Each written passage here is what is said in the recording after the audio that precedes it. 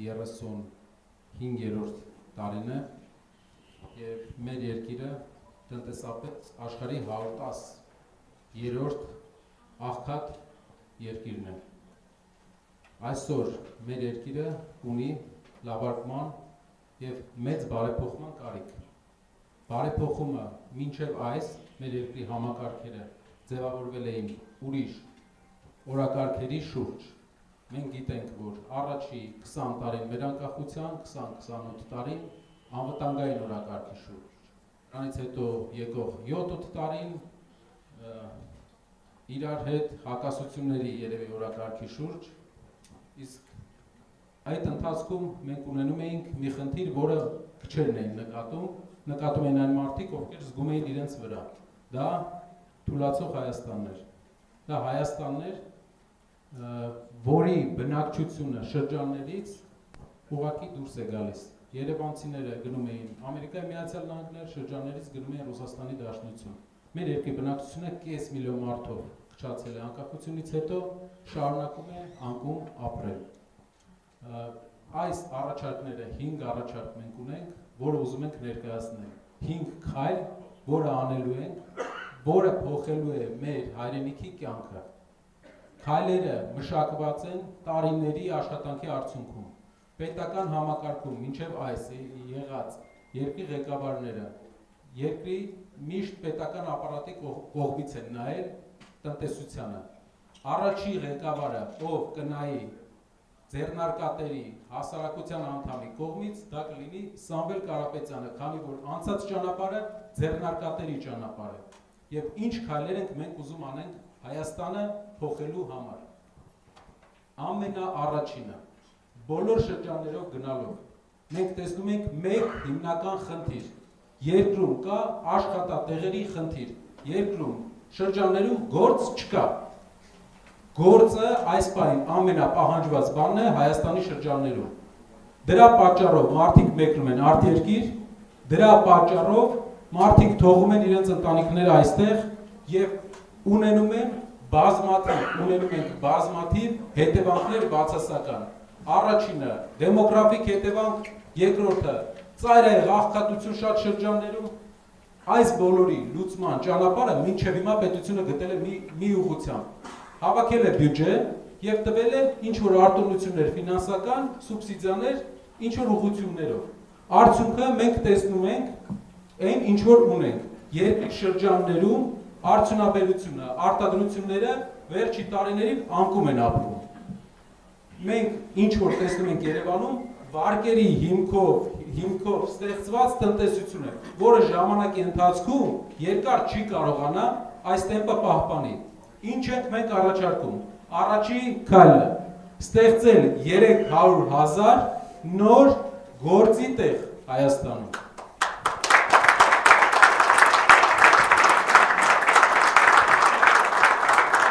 Շատերը կասեն, բոլորը դա կարող են ասել, ինչպես եք դա անելու։ Սրա տակ կա մակրոտնտեսական ուղենշված քաղաքականություն։ Մենք ունենք պլանավորած քաղաքականություն, թե ինչպես 300,000 նոր գործի տեղ ստեղծել Հայաստանում։ Քաղաքականության հիմքում ընկած է առաջի քայլը արդյունաբերականացում, վերաարդյունաբերականացում։ Հայաստանը երկար տարիներ զրկվել է իր արտադրող եւ ստեղծարար պոտենցիալից։ Մեր երկիրը դարձել է դրսից օգնություն ստացող, վարկերի հաշվին ապրող եւ ծառայություններով ինչ որ ձև յոլա գնացող երկիր։ Դինամիկ երկիր ունենալու համար մենք պետք է ստեղծարար տնտեսություն ունենանք։ Ստեղծարար տնտեսությունը դա արտադրություններն են եւ ծառայությունների արտահանումն է։ Ինչ ձևով ենք մենք իրականացնելու 300,000 գործի տեղի ստեղծումը։ Առաջինը, մեր երկիրը տարեկան, եթե վերարտանում անենք, $7 միլիարդ ներմուծում է անում։ $7 միլիարդ։ Մեր երկրի ներմուծման եւ արտահանման տարբերությունը համարյա $4 միլիարդ է։ Եթե մեր երկրի ապրանքներն ենք նրան վերարտանումը անում ենք։ Տարեկան Հայաստանը $4 միլիարդ ավելի գումար է ուղարկում դուրս, քան ստանում է։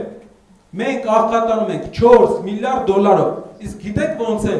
այդ ապկատության, այդ 4 միլիարդ դոլարի տարբերությունը Հայաստանը կոմպենսացնում։ Կամ դրսից հայերի փոխանցումներով, կամ պետական պարտքով։ Այսինքն մենք պարտքով ենք ապրում։ Վերցնում ենք Հայաստանի ներմուծման հիմնական կետերը, ինչ է ներմուծում Հայաստանի Հանրապետությունը,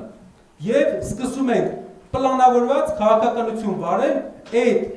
ներմուծման ուղղությամբ, որ գործարաններ ստեղծենք ներմուծվող ապրանքների ուղղությամբ։ Օրինակ, երկրում թիվ 2 ներմուծումը, նավթամթերքներ, բենզին, դիզել, մենք գիտեք, շատերը գիտեք, որ մենք առաջարկել ենք նավթավերամշակման գործարան Հայաստանում, որը հում նավթ կբերի, համարյա 2 անգամ, մինչև 2 անգամ էժան գներով, եւ կվերամշակի մեր երկրում։ Տարեկան կես միլիարդ դոլարի շրջանառություն ունեցող ընկերություն է դա, որպեսզի դուք հասկանաք, Հայաստանում ընդամենը Քաջարյանի պղնձեմոլիբդենայինն է, որը մեր տնտեսության լոկոմոտիվներից մեկն է, այդ մակարդակին։ Մյուս բանը, մեր երկիրը ներմուծում է մեծ քանակությամբ գազ։ Հիմա կասեք, ոնց է գազը ստեղ արտադրելու։ Գազի հետ կապված մենք համարյա կես միլիարդ դոլարի մեր երկիրը գազ է ներմուծում։ Բայց մենք ունենք հարևան Իրանի Իսլամական Հանրապետություն, ում հետ ունենք մի պայմանագիր, որով Իրանը համաձայնվում է մեզանից գնել էլեկտրականություն եւ իսկ մեզ տա գազ։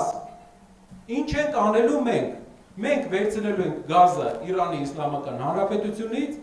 այստեղ մեր ջերմաէլեկտրակայաններ ենք ստեղծելու, որը հրազդանում ունենք, որը կստեղծենք նաև սահմանին Իրանի հետ։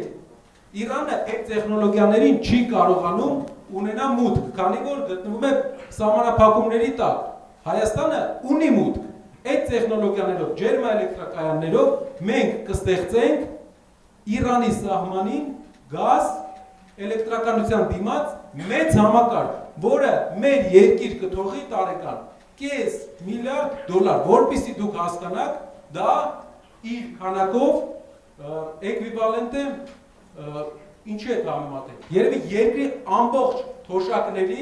համարյա մոտ է թոշակների ֆոնդի հետ։ Չեմ ասում ամբողջը շահույթ կլինի։ Դա շրջանառություն է եւ եթե մենք մեծ արդյունաբերական պոտենցիալ, մեծ գեներացիոն պոտենցիալ ստեղծենք, մեծ հնարավորություն կունենանք գազ ունենանք անվճար գնով։ Այսինքն շահույթ այդ ջերմաէլեկտրակայանները։